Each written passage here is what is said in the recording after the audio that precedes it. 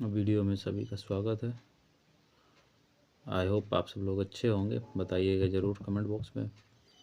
और आज के वीडियो में एक्टिव और पैसिव वॉइस के MCQs प्रैक्टिस सेट मतलब रहेगा, क्वेश्चंस रहेंगे, ऑप्शंस भी हैं। आप अपने क्वेश्चंस को चाहे नोटबुक में लिख लें, चाहे तो आप कमेंट बॉक्स में क्वेश्चन नंबर करके एक मतलब पहला क्वेश्चन है उसके 4 ऑप्शंस दिए गए हैं, तो पहले क्वेश्चन का मतलब जो भी ऑप्शन सही है वो आप कमेंट बॉक्स में बता सकते हैं या आप अपना नोटबुक में लिख सकते हैं। और फिर if you are student really in the school where I teach right now, तो आप वहाँ से चेक भी करवा सकते हैं।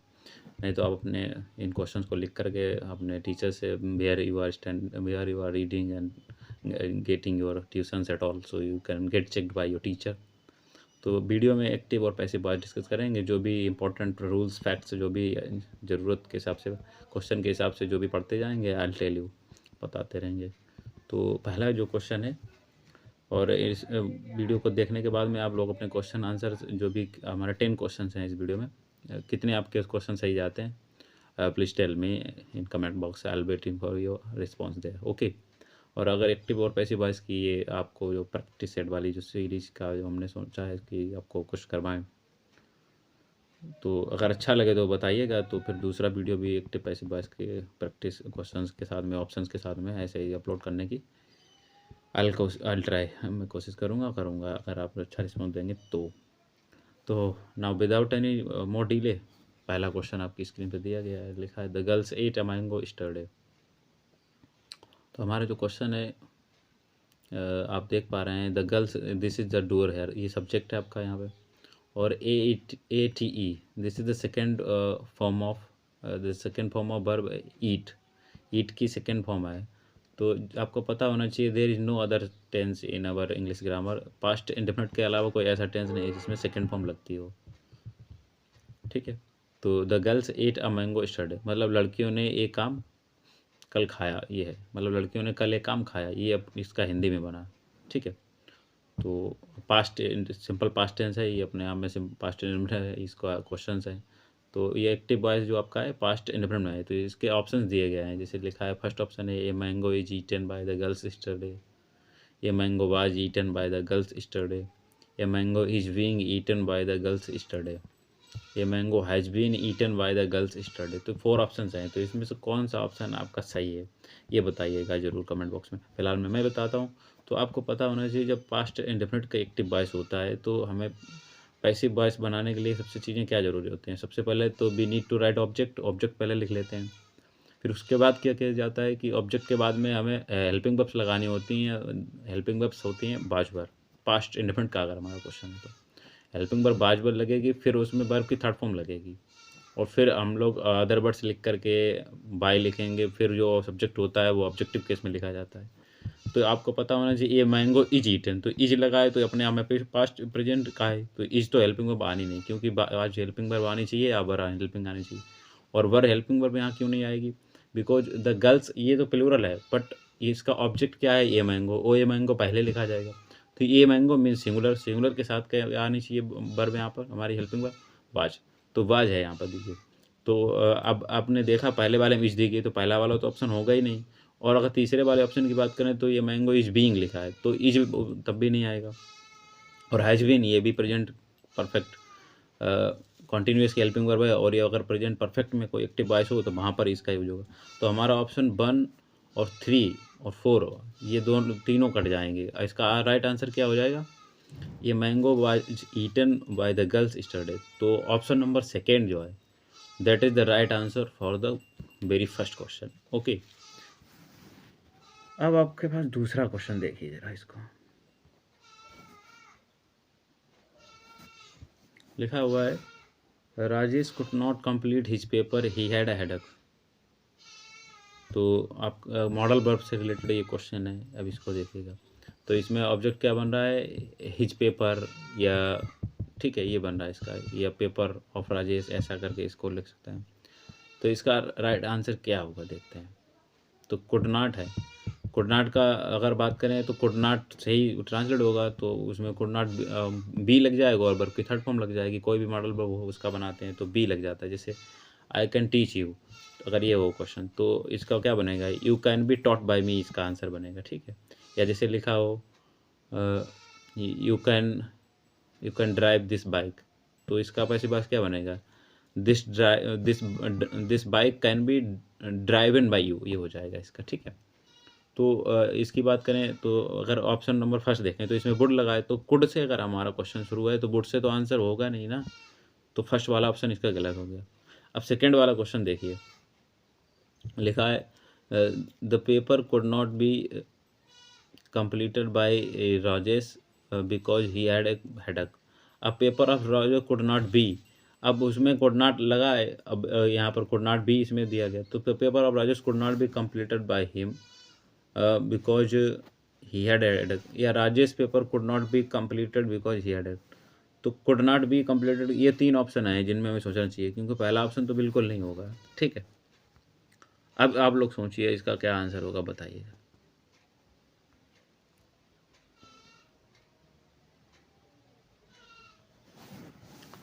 और अगर मैं बताऊं आपको आंसर, तो इसका ऑप्शन नंबर बनेगा, अभी मैं आपको दिखाता हूं।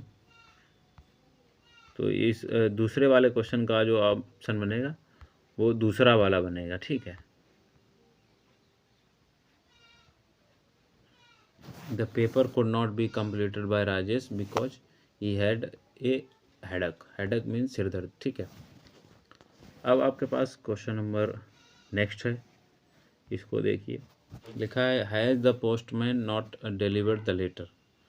इसको अगर हिंदी में बात करें तो इस सेंटेंस को हिंदी में कहेंगे क्या पोस्टमैन ने लेटर को डिलीवर नहीं किया है, मतलब भेजा नहीं है। अब इसका पैसिव वॉइस क्या बनेगा, ये दे आप लोग इसको सिलेक्ट कीजिए।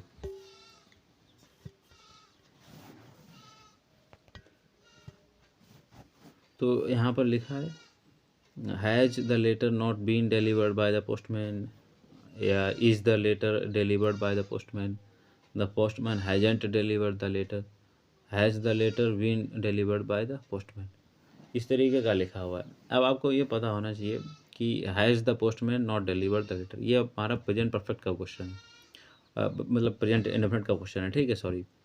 तो प्रेजेंट इंडेफिनिट में क्या होता है, हैज और हैव के साथ बन की थर्ड फॉर्म लगाते हैं, लेकिन जब इसका पैसिव वॉइस बनाते हैं तो हमें हैज़ बीन लगाना होता है, ठीक है। तो हैज़ बीन लगेगा। अब अगर बात करें ऑप्शन सेकंड की, तो इज़ द लेटर लिखा हुआ है, तो इज़ तो बिल्कुल नहीं लगेगा, तो ऑप्शन सेकंड तो बिल्कुल इसका नहीं आंसर होगा, ठीक है। अब बात करें तीसरे ऑप्शन की, इधर लिखा है द पोस्टमैन हैजंट डिलीवर। अब हमारा क्वेश्चन अगर इंटेरोगेटिव है तो इंटेरोगेटिव ही तो हमारा पैसिव वॉइस होना चाहिए, तो ये अफर्मेटिव टाइप से शुरू है, तो ये भी नहीं इसका आंसर होगा। तो सेकंड और थर्ड तो बिल्कुल नहीं हमारे आंसर होने वाले।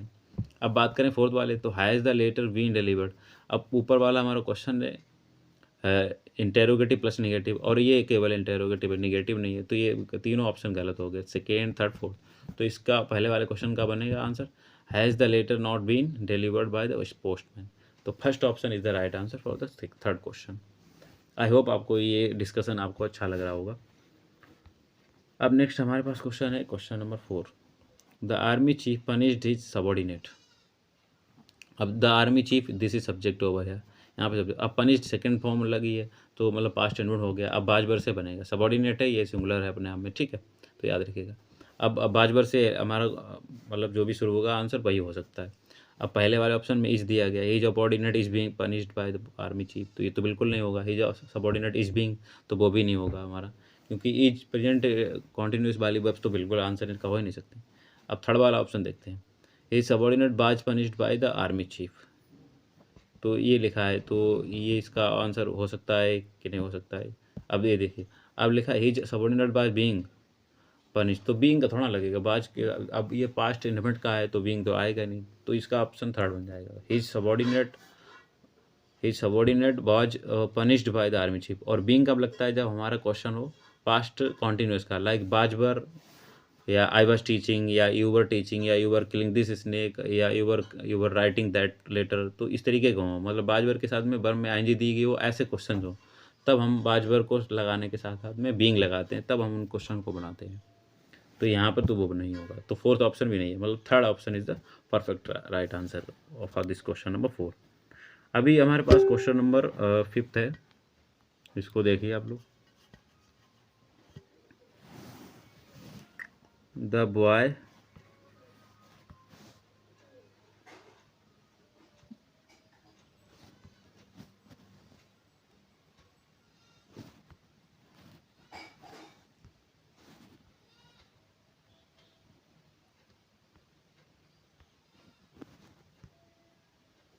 अब ये इसको देखना, the boy did not break the glass, मतलब लड़के ने गिलास नहीं तोड़ा, इसका मतलब ये हुआ हिंदी में। अब गिलास ऑब्जेक्ट है तो ऑब्जेक्ट से शुरू होगा इसका आंसर, ठीक है। अब डिड नॉट लगा है मतलब पास्ट इंडेफिनिट में he did not plus verb की फर्स्ट फॉर्म आती है, तो इसका भी पैसे पास किससे बनेगा, बाजबर से बनेगा। तो अगर बात करें इसमें ऑप्शन नंबर थर्ड की, द ग्लास इज लिखा है तो ये तो बिल्कुल नहीं होगा। अब ये द ग्लास हैड लगा, हैड नॉट भी नहीं, ये पास्ट परफेक्ट में लगता है उधर हैड, तो ये तो होगा नहीं क्योंकि पास्ट इंडेफिनिट का है तो बाजबर से होना चाहिए हमारा शुरू। तो इसका आंसर बन जाएगा हमारा the glass was not ब्रेकन by the boy, ठीक है।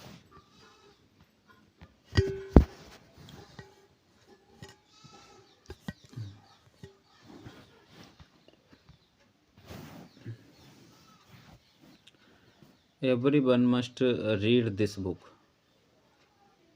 अब इस वाले क्वेश्चन का आंसर क्या होगा, question number 6, this book should be read by everyone या दिस बुक हैज। अब हमारा पता है मॉडल वर्ब होती है मस्ट, तो मस्ट से ही बनेगा आंसर, तो शुड वाला भी नहीं होगा, हैज वाला भी नहीं होगा, इज वाला भी नहीं होगा, तो क्या होगा वो किस में मस्ट भी किस में दिया गया, फोर्थ वाले में दिया गया, तो the book must be read by everyone, ये होगा इसका आंसर, ठीक है। Question number 7, my last venture undid me completely. अब ये पास्ट इन्वेंट का अफर्मेटिव सेंटेंस है, ठीक है। तो मी आगे आएगा तो आई हो गया, अब आई के साथ वाज लगेगा, आई वाज और यहाँ पर कम्प्लीटली लगा है तो इनकम्प्लीट वाला बी वाला तो बिल्कुल नहीं होगा, ठीक है। और अभी देखिए यहाँ पर आई वाज नॉट बीइंग, तो ये भी नहीं होगा क्योंकि पास्ट कॉन्टिन्यूस का तो क्वेश्चन हमारा है नहीं। तो इसका आंसर कौन बनेगा, कौन सा ऑप्शन बनेगा, तो I was completely undone bye my last venture, तो ये बनेगा इसका answer option number first. Question number 8 देखिए आप लोग,